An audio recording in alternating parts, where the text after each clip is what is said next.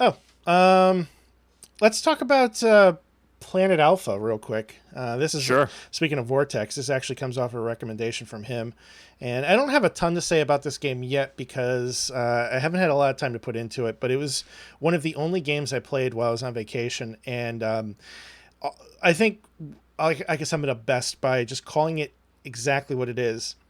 It's Inside, the video game. Oh, really? It is through and through the same type of thing. Obviously, the art direction is going to be completely different, but you're playing as this alien or astronaut. It is never really explicitly said. And the planet that you're on is being attacked, and you are trying to escape from various robots and aliens and creatures that are landing on the planet to murder your entire race. And in the footage that I'm showing right now, it's kind of very tutorially. You know, there's some plant life that you're able to climb up, and some rocks that you can't quite reach, and things that you have to push.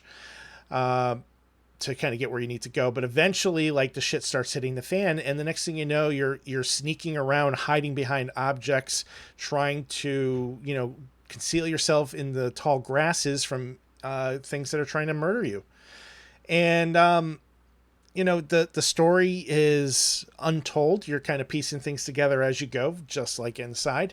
It's relying on atmosphere and gameplay to basically tell you everything you need to know as you need to know it. And yes, it is Game Pass, Scooby, so you have access to this already. The name of the game is Planet Alpha.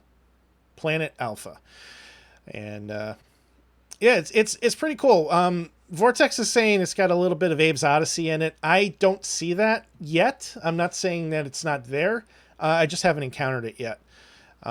This is, to me, through and through an homage to Inside, and I don't see it really touching on any other game, quite frankly. I could see that, man. I'm watching the Twitch stream here, and the movement is almost identical, and the way that the camera shifts and pans in and pans out very subtly. It's even the animation of him running is just so akin to that. Yeah, yeah, it really is, man. And like the only thing that's not like Inside is the fact that it's in color, not black and white, and it is like a Yeah. very vibrant game. I mean, a stark contrast to a game like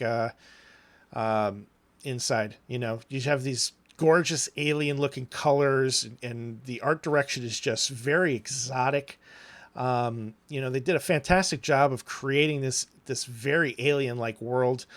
I guess there's some mechanics where you can kind of rewind time. I haven't really seen those play too much yet, but you'll see in a moment here the character can kind of like make time go forward and backwards to get past the door, and he's lowering these bricks, and then if you were to use the left trigger, you can actually raise the bricks back up and rewind like the sunset and everything. This guy in the video that we have on Twitch did not do that, but you can go forward or backwards, but it's only in certain circumstances. You have to be standing on some sort of an amulet or like a plate, a symbol, or something where you can activate that power. And I've only run into it twice so far, so my experience with it has been limited. And maybe that's where the Abe's Odyssey stuff starts to come in. I'm not seeing it yet. So Yeah, it almost reminds me of Inside having a baby with Avatar and No Man's Sky. I think, A lot of the color palette is similar, and some of the creatures and that sort of alien world kind mhm. of atmosphere is really similar. I think that's an apt description. It does remind me of Avatar in a lot of ways. Very whimsical, lots of stuff flying around. Um, you know, Colorful, bright. And it does kind of have a bit of a No Man's Sky look to it as well too, because it's very geometric. Like nothing is Hmm. like truly like curved. Everything is just a little blocky. You know, but Yeah, this is fresh, man. It's good to see something original. yeah, I kind of wish I was getting something a little more original. The gameplay is so on the nose to Inside for me right now that they're practically the same game. Mm, And mm. again, I'm very early. I guess it's like a 5 to 6 hour game, so I'll probably stick with it. I'll probably beat it. Maybe sometime this week I can sit down with it again and get a little bit more play in, but we'll see. So Shout out to Vestlord who just jumped in the stream with some extra viewers. Thanks for stopping by, man. We really appreciate the raid.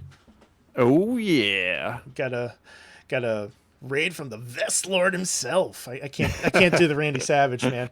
I'm But not even gonna try. He's a master at it. oh man, he really is. But yeah, man. Planet Alpha. I think I'm gonna stick around with this one, and hopefully in about a week or two, I'll have a full review on it. If I can get it done by this week, then I'll be able to talk about it more in depth next week. I'm looking forward to it, man. I'm a big fan of Inside, and this game looks so similar that I really want to hear about the rest of your experience with it. Yeah, I mean the trailer that we're showing, or the video that we're showing in the Twitch stream right now, thankfully hasn't really gotten into like the action of the game, which I think might border on spoilers if we got to that point. So I'm gonna cut it out at this point. But yeah, man, I think there's something special there, and I really hope we get to see a little bit more of these types of games, in the near future as well too. Game Pass has been really good at bringing in, I think, some quality indie titles, and I know July and August are shaping up to be big months for that. I can't wait for Hades. I think it's coming out real soon, if